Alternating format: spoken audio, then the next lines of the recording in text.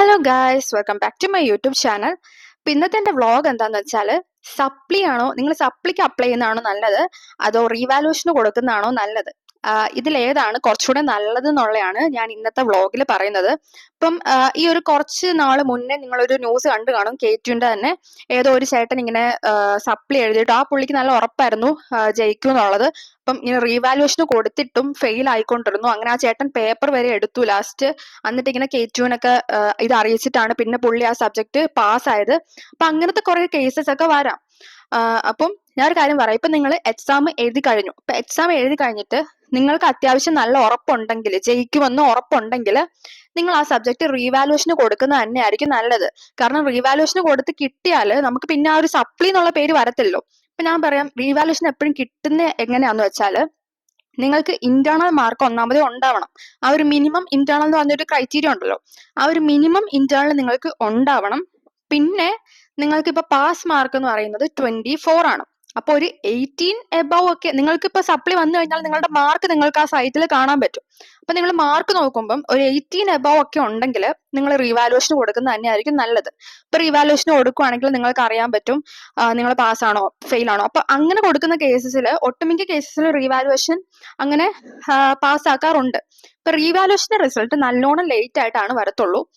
അതിനു മുന്നേ തന്നെ നമ്മളുടെ ആ സബ്ജക്റ്റിന്റെ സപ്ലി എക്സാം വരും. അപ്പൊ അതുകൊണ്ട് എല്ലാവരും റീവാലുവേഷന്റെ റിസൾട്ട് വരാത്തതുകൊണ്ട് സപ്ലിയും കയറി രജിസ്റ്റർ ചെയ്യും. അപ്പം ആ ഒരു സപ്ലി നമ്മൾ അതിന്റെ കൂടെ തന്നെ എഴുതും. അത് കഴിയുമ്പോൾ തന്നെ റീവാലുവേഷന്റെ റിസൾട്ട് വരും. ഇപ്പൊ റീവാലുവേഷൻ കിട്ടിക്കഴിഞ്ഞാൽ നിങ്ങൾക്ക് അതായിട്ട് കൂട്ടത്തേ ഉള്ളൂ. ആ ഒരു സപ്ലിയുടെ അത് നിങ്ങൾക്ക് വേണം, അത് നിങ്ങളുടെ ചോയ്സ് ആണ്. നിങ്ങൾക്ക് വേണമെങ്കിൽ ആ ഗ്രേഡ് എടുക്കാം. പക്ഷെ അത് അറ്റംപ്റ്റ് എന്ന് കാണിക്കും. ഫസ്റ്റ് അറ്റംപ്റ്റ്, സെക്കൻഡ് അറ്റംപ്റ്റ്, അങ്ങനെയാണ് ക്ലിയർ ചെയ്തതെന്ന് കാണിക്കും. ഇപ്പൊ റീവാലുവേഷൻ കിട്ടിക്കഴിഞ്ഞാൽ നിങ്ങൾക്ക് അത് എടുക്കാവുന്നേ ഉള്ളൂ.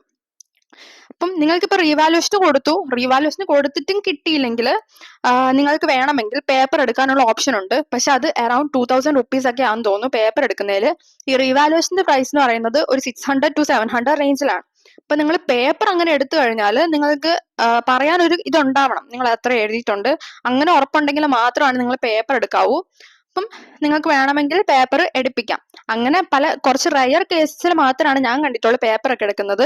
സാധാരണ എല്ലാവരും സപ്ലി വരുമ്പോൾ ചെയ്യുന്നത് ഇങ്ങനെ റീവാലുവേഷൻ കൊടുക്കുന്നതാണ്. അപ്പൊ നിങ്ങൾക്ക് അങ്ങനെ കിട്ടാനുള്ള ചാൻസ് ഉണ്ട്. പിന്നെ ഒരു കാര്യം എന്താന്ന് വെച്ചാൽ, ഇപ്പൊ നിങ്ങൾ റീവാലുവേഷന് കൊടുത്തു, നിങ്ങൾക്ക് ആ പേപ്പർ നിങ്ങൾക്ക് പാസ്സായി കിട്ടിയെങ്കിലും നിങ്ങൾക്ക് ആ ഒരു ഫീ ട്രാൻസ്ഫർ ആയി കിട്ടത്തില്ല. നമ്മൾ യൂണിവേഴ്സിറ്റിയിലോട്ട് നമ്മൾ കൊടുത്ത ഫീസ് ഒന്നും നമുക്ക് എന്തായാലും തിരിച്ചു കിട്ടാൻ പോകുന്നില്ല. ഇപ്പൊ റീവാലുവേഷൻ കൊടുത്ത് നമുക്ക് കിട്ടിയാലും, ഇപ്പൊ നമ്മൾ പേപ്പർ എടുപ്പിച്ചിട്ടാണ് നമുക്ക് കിട്ടിയാലും ആ ഒരു ഫീസ് നമുക്ക് കിട്ടാൻ പോകുന്നില്ല.